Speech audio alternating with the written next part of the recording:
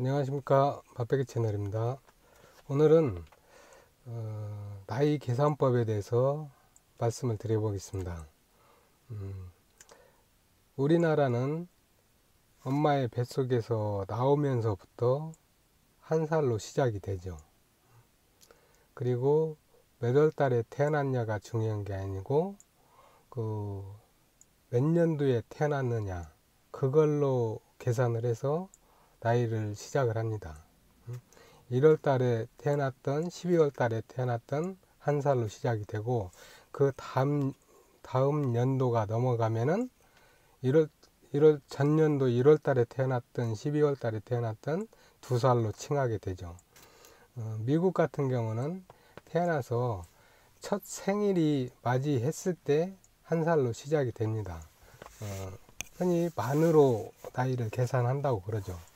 그래서 미국과 비교를 하자면은 우리나라 나이가 한 살이 많거나 생일에 따라서는 2살이 많은 경우가 있습니다.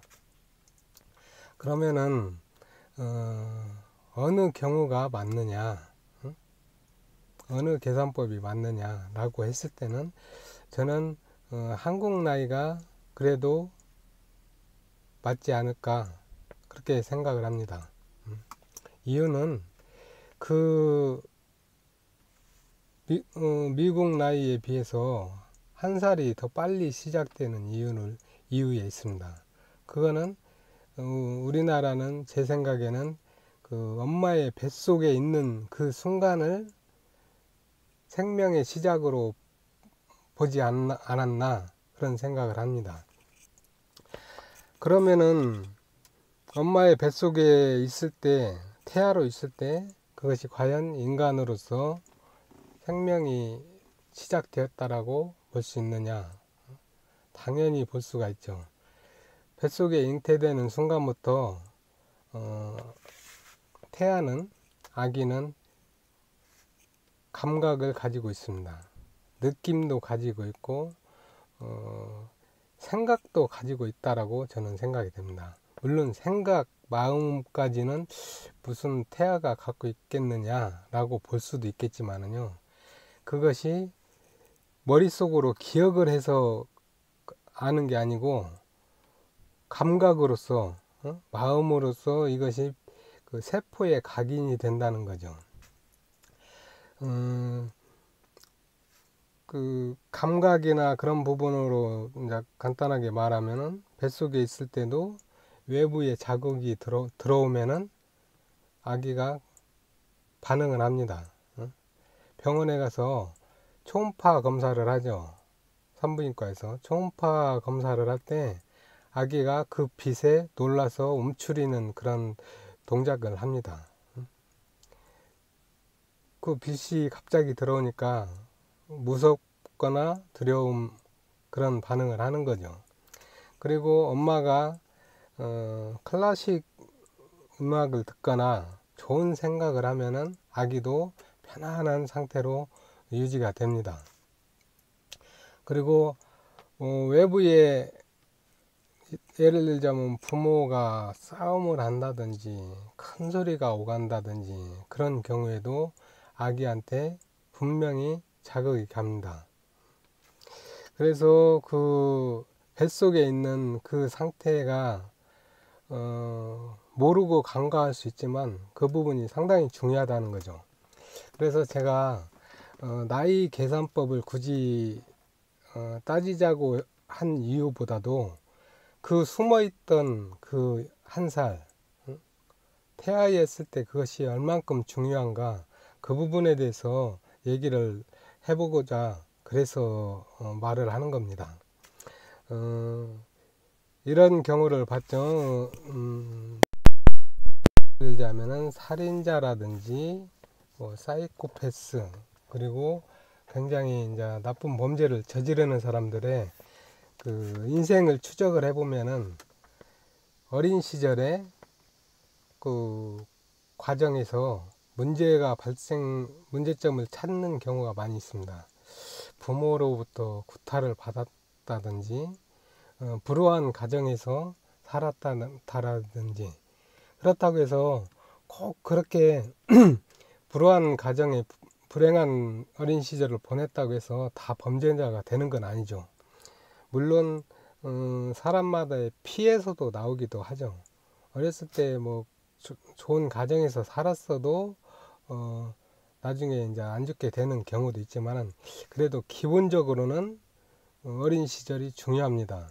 그리고 부유한 가정에서, 정상적인 가정에서 살았는데도 나중에 그런 사람이 생긴다라고 했을 때도 그 원인을 짚어보면은 이유가 있을 거라고 저는 생각은 됩니다. 그런데 어린 시절에도 큰 문제가 없었는데 성장기에 그런 좋지 않은 그 결과를 보이는 경우를 볼 수가 있죠. 그런 경우에서 간과된 부분, 이 뱃속에 있었을 때, 태아로 있었을 때의 그 부분을 거기까지 추적을 해야 된다 이거죠. 뱃속에 태아로 있었을 때 엄마가 어떤 행동을 했는가, 엄마가 어떤 생각을 했는가, 무엇을 먹었는가, 그리고 주위 환경이 어땠는가, 아빠가 엄마한테 어떻게 했는가, 그런 것이 아기한테 다 작용이 되어서 나중에 문제점으로 발생이 될 수 있다는 거죠. 그 사람의 세포에는 기억력이 있다라는 그런 얘기가 있습니다. 본능적으로 그 세포에 각인이 된 거죠.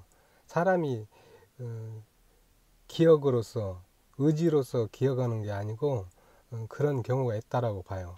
그 말도 저는 상당히 일리가 있다라고 보는 차원에서, 그 뭐 아무것도 모르는 그 태아였지만은 그 생활 동안에, 10달 동안에 그 생활이 상당히 중요하다라고 저는 생각이 됩니다. 그래서 특히 부모님들은, 특히 엄마는 정말로 제대로 그 삶을 살아야 되고 좋은 행동만 해야 되고 아기한테 항상 편안함을 유지할 수 있도록 해야 되는 필요성이 절대적으로 있고요. 그 다음에는 아빠가 어떻게 하느냐에 따라서 엄마의 심경 변화는 좌지우지를 합니다.